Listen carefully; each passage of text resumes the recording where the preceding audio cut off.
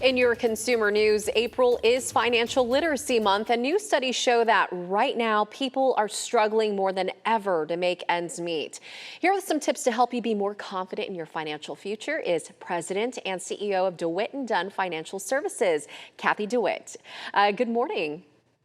Good morning, Suzanne. Thank you for having me. Yes, glad you can join us this morning. I want to ask you, what are the most important money lessons that you think we all need to learn?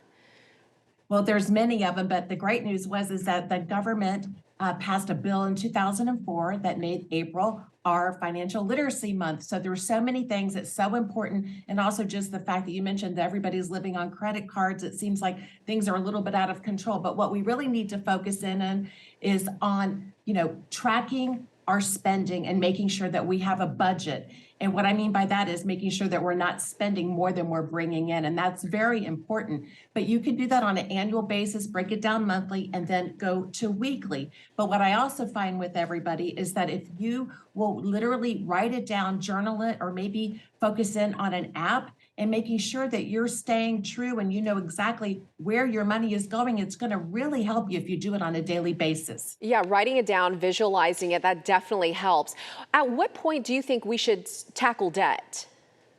Well, paying down our debt is very important. If we take a look at what happened in 2022, 18% of our debt has just exploded. And then we take a look that credit card debt rose to $330 billion in Wow.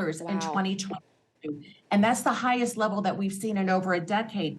But, a lot of people do have this debt, so we need to really tackle it. And what I find is some people like to use the avalanche method and paying off the highest interest rate debt that you have and making sure that you accomplish that. Or some people like the snowball method, which is the lowest balances that you have and just clearing that debt and moving forward. But the biggest thing is you need to make sure that whatever you're doing, that you're paying minimum payments on the balances that you currently owe. Yeah, the number you mentioned, I definitely believe that, especially with inflation and how it's really impacted so many Americans' lives and what they spend their money on.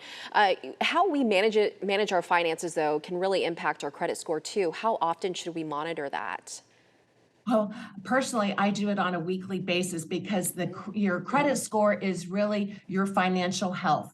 And one of the challenges is that everywhere you go, whether it's going to be for a loan, a mortgage, a car loan, or perhaps now we're seeing employers pulling your credit, you need to really understand what your financial health is. And late payments, collections, high balances on your credit cards, that's going to really drive your score down, and it's really hard to bring it up. And there's five different, there's three different credit agencies, but there's five scores that they look at, whether it's excellent, very good, good, Yeah. fair, or poor. But the average score for a borrower that seems to be like a prime borrower is 767. So we definitely want to make sure that we're in that range because it's going to cost us more money in the end to borrow. And Cathy, you definitely want to check all three agencies, right, for that score? Oh, absolutely. You can go to annualcreditreport.com because you can get your credit report on an annual basis for free.